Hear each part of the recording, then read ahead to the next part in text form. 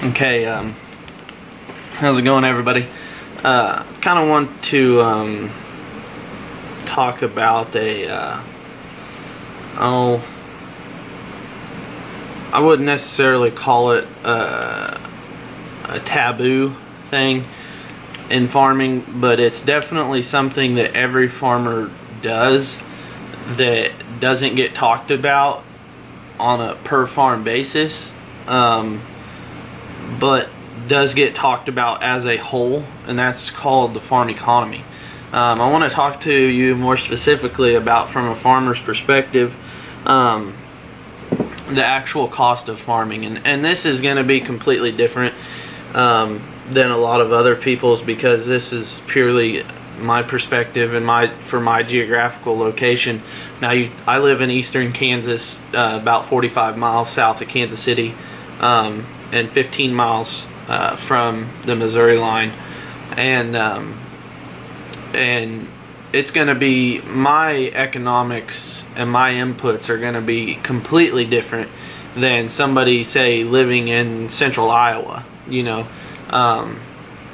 where for just their cash rent is probably more than likely more than what I spend on my total corn crop per acre. But anyway, I just want to give you guys a little, just talk a little bit about that. So let's start off with the big thing that is probably one of the most gossiped or talked about things at the coffee shop, and that is cash rent.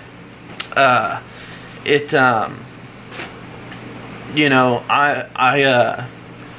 not gonna tell you what we pay. I'll give you a range, just in case somebody's watching this and it's one of our competitors or something. I'll give you a range of what we pay. It's anywhere from 80 to there's some good pieces around here that would probably go for 115, 120. So we'll take we'll say $100 an acre, $100 an acre rent as a base. Okay, so that's, say you're farming you're renting 1,000 acres. Well, that's $100,000 just to rent the ground. Next thing, you need seed to plant that acre. And if you're going soybeans, it all depends on what you're wanting to plant. I mean, there's so many beans out there: Liberty Link, conventional beans, Roundup Ready 1s, Roundup Ready 2s, Enlist beans, Roundup Ready Extend beans. It just all is going to depend on what you plant versus how much it costs, and when you can get it bought right. So for soybeans, I would say a general run-of-the-mill soybean is going to cost you about $50 an acre. So that's $50 an acre for seed. So we're at $150 an acre so far. And so let's talk about fertilizer. Whether or not you choose to fertilize your beans is entirely up to you. You get down in the river bottom, where when the river gets out, the nutrient level gets replenished based upon the water coming downstream, depositing dirt and silt and all that other stuff.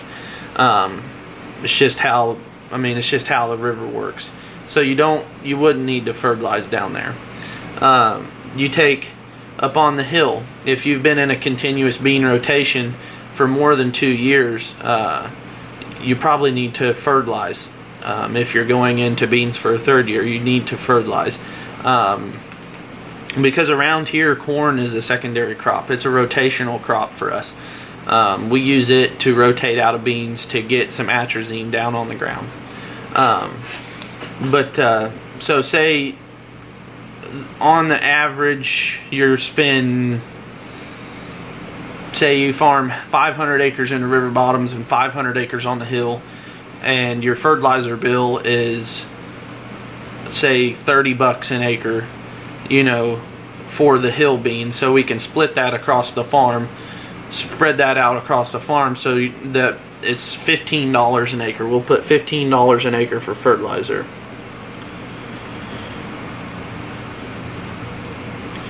Okay, now we're at should be $165 an acre here, plus 65.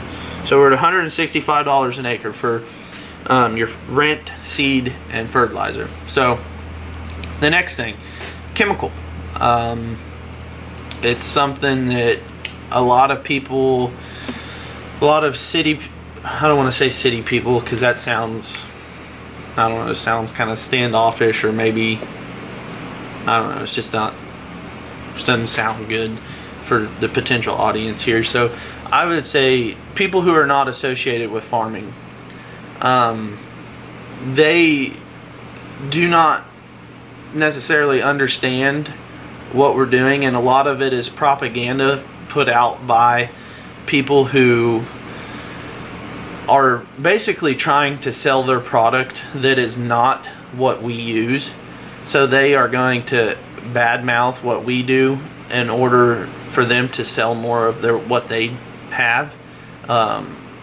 So Roundup, for instance, I mean, we spray a quart per acre of Roundup, and a quart per acre mixed in with 15 gallons of water, it is a vapor when it comes out of the sprayer.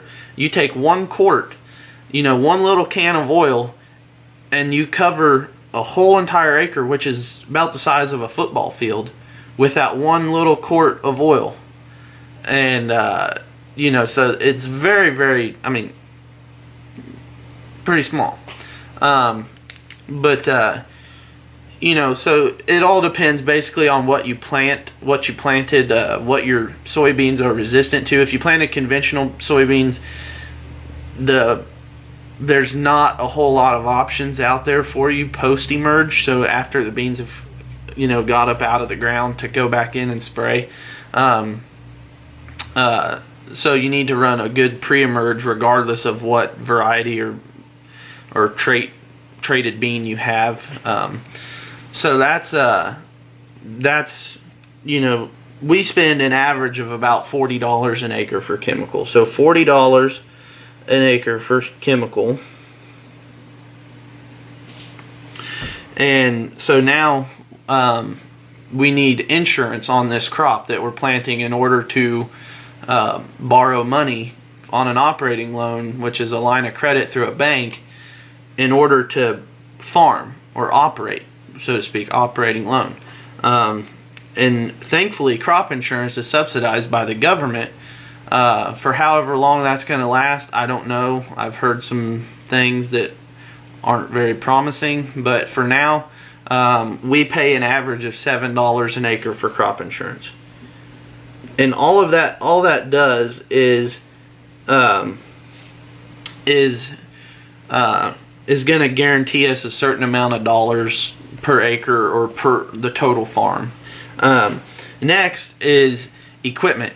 You know, if you have your own equipment and it's all paid for, you know, you're still depreciating that equipment, so it's still costing you something. But I like to figure on as if I didn't have any equipment and I had to go out and hire my neighbor to custom work all of my ground, because you never know when something is going to happen to you or to your equipment to where you cannot physically get over the acres that you need to get over in the time that you need to do it. So like soybeans, for instance, it would cost about $60 an acre to have somebody come in, spray, plant, and, you know, work the ground once and harvest and haul the grain away. It would be about $60 an acre in my area. So we'll figure on $60 an acre. Equipment. Next, you need, you know, those things don't run on water. So, you know, you need fuel. And fuel here a couple years ago was a very big part of our expenditure. We average about $3,000 a month in diesel. It's just, it, you know, it tapers off and then it gets back up in busy months and stuff. I mean, during harvest we'll burn, you know, we'll burn 200-300 gallons of diesel a day. So it can get, you know, it can get very very expensive very quickly. You know, but those machines, they drink a lot of diesel, but the newer stuff is better, you know, more fuel efficient. But I would say on average, you know, $20 an acre for fuel is probably a good baseline.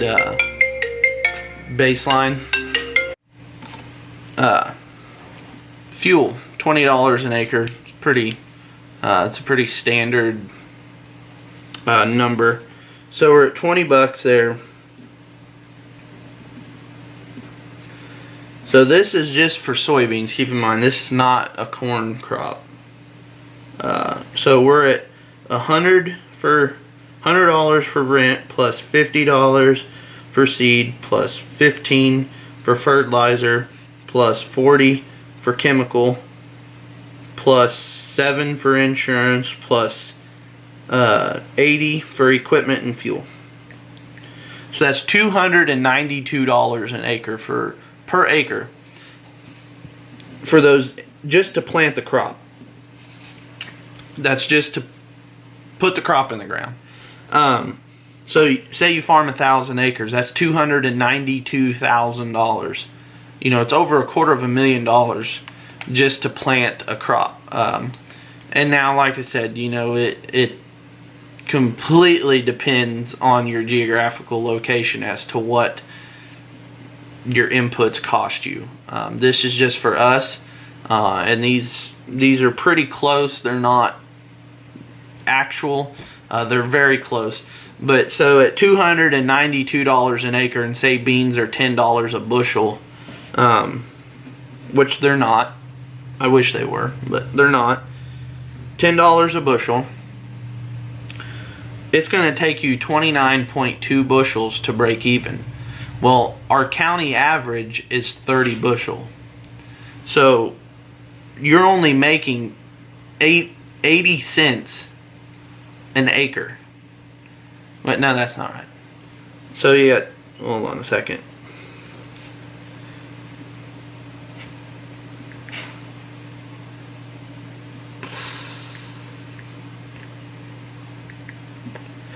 $8, not 80 cents. $8 an acre. So you worked your whole year if you only had a 30 bushel yield, which most people are above average. You know, they get better yields than 30 bushel. That's just the county average, and it's an easy number to use. So 1,000 acres, you worked your whole entire year, spent $250,000, over $250,000, almost $300,000 to make $8,000. Now that is not, that's not good. I mean, that's where, you know, they talk about the farm economy is suffering, because these are the numbers they're using. They're not actual production numbers of, you know, people's inputs. That's just not. I mean, the farm economy is suffering, and yeah, it's not as good as it could be, but I mean, if you can hold out and withstand these numbers, then you know there's going to be a lot of opportunity to grow. But I just wanted to. There's not very many people that talk about what their inputs cost, or you know, what they're spending per acre, or what they're making, or what they're losing in a lot of cases for some people. But it's just wanted to maybe kind of shed some light on it as to, you know, one of the reasons I'm going bald. I mean, the stress level. You know, the stress level in farming is not something that gets talked about, that needs to get talked about. Dad knows of older guys that have committed suicide in the 80s because the banks were taking everything that they had. You know, calling notes in the middle of the year when they had no cash flow. They didn't have any grain to sell. It was all growing. You know, it's just stuff like that it's very stressful, and that's one of the things that doesn't get talked about in farming is on a large scale is the stress level that is placed upon these farmers. It's just not something that is, before, for instance, this whole month of July we had 0.4 of an inch of rain with 103-degree heat index temperatures for 2 weeks. And our beans are waist high. They look really good, and they're flowering right now. They're blooming, putting on pods, and it was hot. I mean, it was super hot and dry. And if we wouldn't have got this rain that we just got, we would have combined 70 bushel material and it'd only have been making 30. So this rain, people talk about $100,000 rain or $1 million rain or whatever, whatever it is. And this rain that we just got was easily close to probably $150,000 to $200,000 rain for us, as far as in gained yield that we got off of this. It's tough, man. There is a lot of stress that goes on, a lot of head scratching and a lot of use of a pen and a calculator, trying to figure out how to make a go of farming, especially being a younger producer. I don't have grandpa to bail me out or my dad to bail me out. It's stressful. I mean, it's very stressful when you have no working. You don't have a lot of capital in your bank. All the money you have is borrowed that you have to be responsible for at the end of this year. When they call those notes due. It's tough, but anyway, I just thought I'd give you guys a little insight into how, production agriculture works, or the financing behind production agriculture. But we'll catch you guys later.